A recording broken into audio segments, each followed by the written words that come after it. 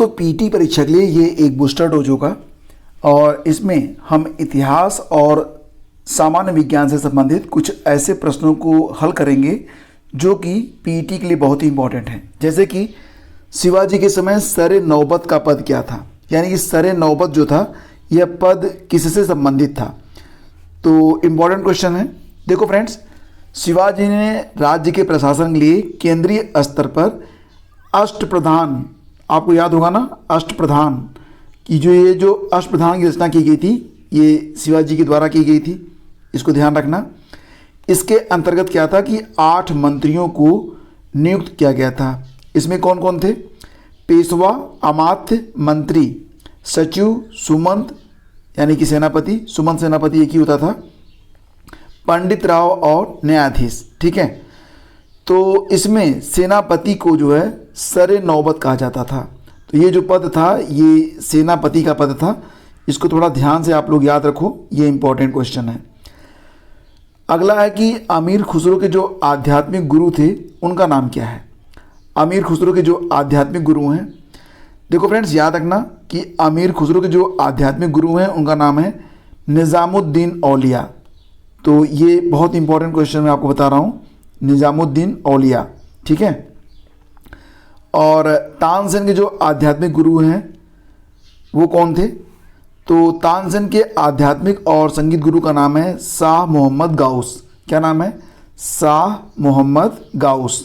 ठीक है, यहाँ पर एक बहुत ही इंपॉर्टेंट क्वेश्चन है कदम्ब राजवंश के बारे में। ठीक है, कदम्ब राजवंश कम सुना होगा आप लोगों ने।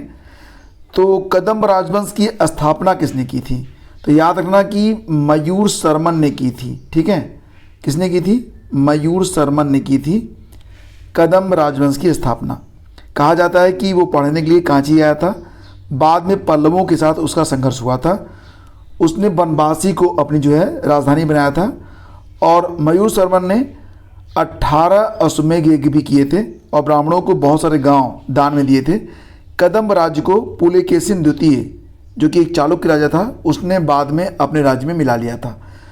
तो कदम्ब राजवंश का जो संस्थापक है वो कौन था? मयूर शर्मन। मकदूनिया में अशोक का समकालीन राजा कौन था, बताइए?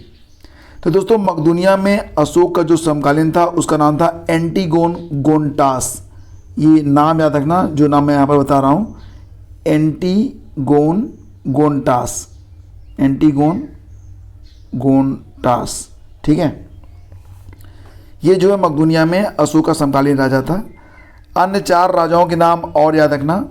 सीरिया का राजा उस समय था अंतियोक, मिस्र का टालमी, मग साइरीन का राजा था और एपीरस का अलेक्जेंडर नाम 13वें पृथक शिलालेख में मिलता है।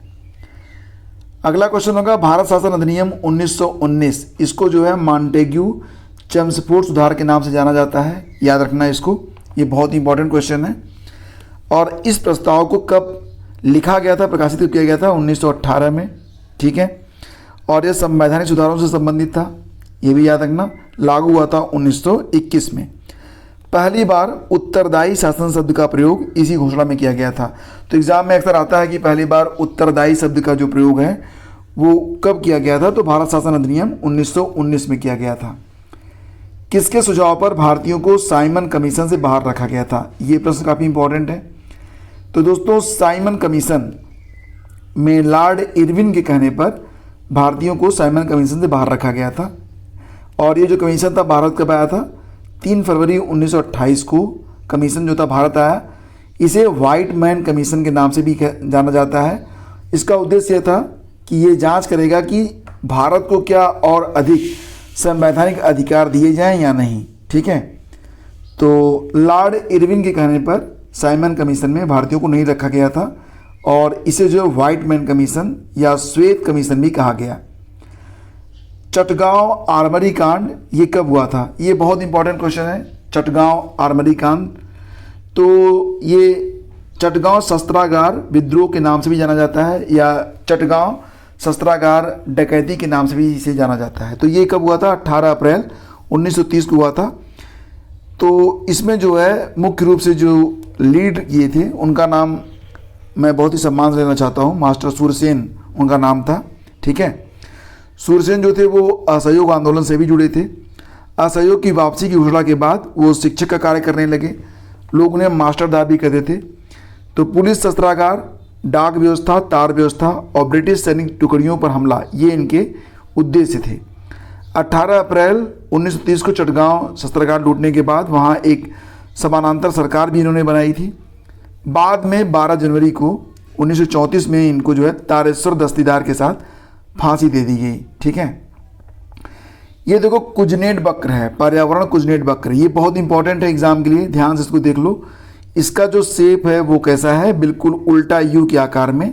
ठीक है, तो ये जो कुजनेट वक्र है वो ये दिखाता है कि शुरू में क्या होता है, जब पर कैपिटा इनकम बढ़ती है, प्रति व्यक्ति आय जब बढ़ती है, आप देख रहे हैं बढ़ रही है, तो पर्यावरण भी जो है वो डिग्रेड होने लगता है, मतलब पर्यावरण की हानि होती है, लेकिन एक समय के बाद जो है ये चीज़ें स्थिर होने लगती हैं। तो ये चीज़ यहाँ पर बताई गई है।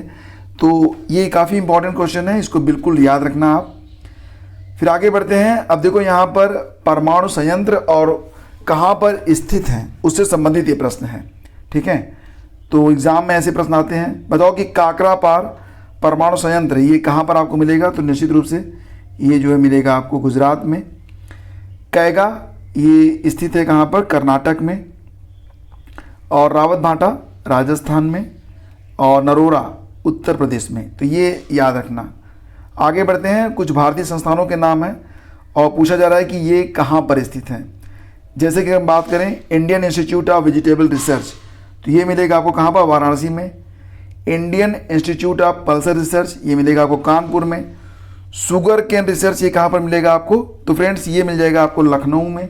ठीक है, और Indian institute of horticultural research ये मिलेगा आपको कहाँ पर, बेंगलुरु में। तो ये नाम भी याद रखना। स्वाधार योजना कब शुरू हुई थी, तो 2002 में शुरू हुई थी स्वाधार योजना। ये योजना उन महिलाओं के लिए थी जो कठिन परिस्थितियों में हैं और ज़रूरतमंद महिलाओं, लड़कियों के रहने, खाने, कपड़े का देखभाल, मतलब सारी जिम्मेदारी इसमें ली जाती थी। और इसको जो शुरू किया था महिला और बाल विकास मंत्रालय ने।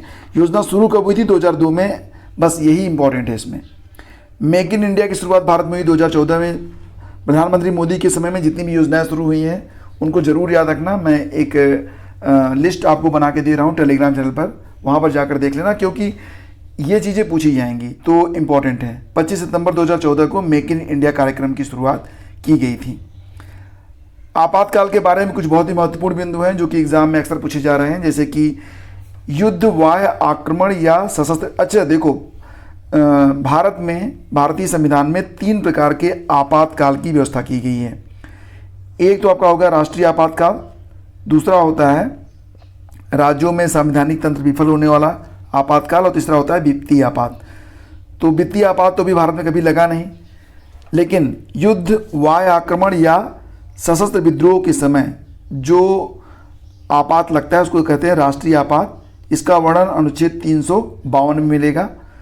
सशस्त्र विद्रोह शब्द जो यहाँ पर था पहले, उसको 44वें संविधान संशोधन के द्वारा आंतरिक अशांति से बदल दिया गया। ये जो आपका 44वां संविधान संशोधन हुआ था, कब हुआ था, 1978 में हुआ था। ठीक है, राज्यों में संवैधानिक तंत्र फेल हो जाएगा तो जो राष्ट्रपति शासन लगता है वो भी एक प्रकार का आपातकाल है, अनुच्छेद 356 के अंतर्गत। और वित्तीय आपात का जो वर्णन है अनुच्छेद 360 में हुआ है। यहाँ पर देखो साइंस का एक प्रश्न है कि सिलिकोसिस क्या है, बताओ सिलिकोसिस जो है वो क्या होता है। तो दोस्तों सिलिकोसिस जो होता है ना, वो फेफड़े की एक बीमारी होती है, ध्यान रखना। यह शीशे के कणों द्वारा फेफड़े में संक्रमण होने से फैलती है। इसमें फेफड़ों का जो संकुचन होता है नहीं हो पाता है।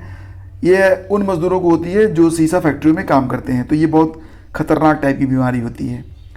एंजाइम क्या है बताओ, एंजाइम विटामिन तो है नहीं, बैक्टीरिया भी नहीं है, वायरस भी नहीं है, ये एक बायो उत्प्रेरक है। बेसिकली ये प्रोटीन का एक प्रकार है। ठीक है, तो एंजाइम जो होता है ना, शरीर की जो केमिकल रिएक्शंस होती हैं, रासायनिक क्रियाएं, उनको ये कैटलिस्ट के रूप में काम करता है। और एंजाइम शब्द का प्रयोग 1978 में विल्हम कुहने ने किया था। कब किया था, 1878 में, ये याद रखना। ठीक है, तो फ्रेंड्स ये कुछ इंपॉर्टेंट क्वेश्चन थे और ये छोटा सा आपके लिए एक बूस्टर डोज है। इसी प्रकार के जो बूस्टर डोज हैं लगातार आपको मिलते रहेंगे। हाँ, अगर इस तरीके से आपको पढ़ना पसंद आया तो प्लीज़ लाइक करके और नीचे कमेंट करके मुझे एक बार बता दीजिएगा कि हाँ सर ऐसे ही पढ़ना है, तो मैं आगे कुछ और भी टॉपिक लेकर इसी प्रकार से आता रहूँगा। Thank you.